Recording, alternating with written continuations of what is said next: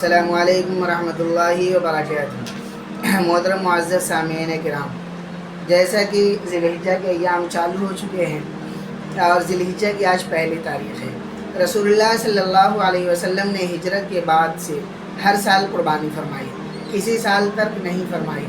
اس سے مواظبت ثابت ہوتی ہے، جس کا مطلب ہے لگاتار کرنا۔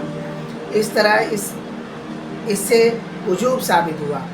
آپ صلی اللہ علیہ وسلم نے قربانی نہ کرنے پر وعید فرمائی ہے۔ احادیث میں بہت سی وعیدیں مذکور ہے، جیسے آپ صلی اللہ علیہ وسلم کا ارشاد ہے کہ جو قربانی نہ کرے وہ ہماری عیدگاہ نہ آئے۔ قربانی کی بہت سی فضیلتیں ہیں۔ ایک حدیث پاک ہے، زید بن ارقم رضی اللہ عنہ فرماتے ہیں، حضور اکرم صلی اللہ علیہ وسلم نے ارشاد فرمایا، قربانی تمہارے باپ حضرت ابراہیم علیہ السلام کی سنت ہے۔ صحابی نے پوچھا کہ اس میں ہمارے لیے کیا فائدہ ہے، ہمارے لیے کیا ثواب ہے؟ آپ نے فرمایا، ایک بال کے عوض ایک نیکی، اور ان کے متعلق فرمایا کہ اس کے بھی ایک بال کے عوض ایک نیکی ہے۔ اب سوچئے کہ جانوروں کے جسم پر کتنے بال ہوتے ہیں، کوئی اس کو گن سکتا ہے؟ نہیں گن سکتا۔ اللہ تعالیٰ نے اتنا مہربانی فرمائی کہ ہر بال کے بدلے فرمایا ایک نیکی۔ قربانی کے دنوں میں قربانی کرنا بہت بڑا عمل ہے۔ حدیث میں ہے کہ قربانی کے دنوں میں قربانی سے زیادہ کوئی چیز اللہ تعالیٰ کو محبوب نہیں، اور قربانی کرتے وقت خون کا قطرہ زمین پر گرتا ہے اور وہ گرنے سے پہلے اللہ تعالیٰ کے یہاں مقبول ہو جاتا ہے۔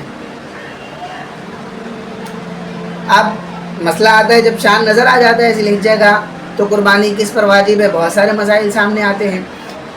تو چند صورتوں میں قربانی کرنا واجب ہے۔ ایک، کسی شخص نے قربانی کی منت مانی ہو، اس پر قربانی کرنا واجب ہے۔ کسی شخص نے مرنے سے پہلے قربانی کی وصیت کی ہو اور اتنا مال چھوڑا ہو کہ اس کے تہائی مال سے قربانی کی جا سکے، تو اس کی طرف سے بھی قربانی کرنا واجب ہے۔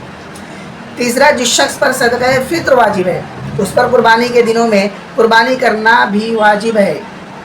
بس جس شخص کے پاس رہائشی مکان، کھانے پینے کا سامان، استعمال کے کپڑوں اور روز مرہ کے استعمال کی دوسری چیزوں کے علاوہ 52.5 تولہ چاندی کی مالیت کا نقد روپیہ مال، تجارت یا دیگر سامان ہو، اس پر قربانی کرنا واجب ہے۔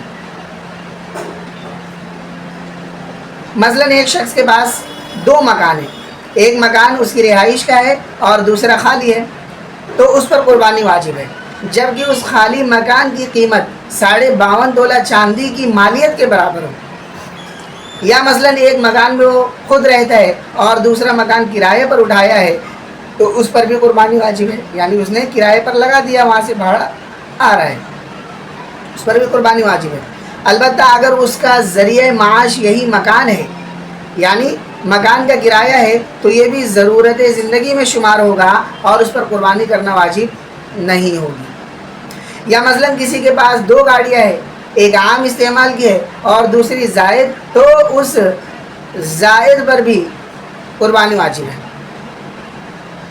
اب یہ جو دوسری گاڑی ہے جس کو وہ روز استعمال میں نہیں لا رہے وہ، تو اس پر بھی قربانی واجب ہے۔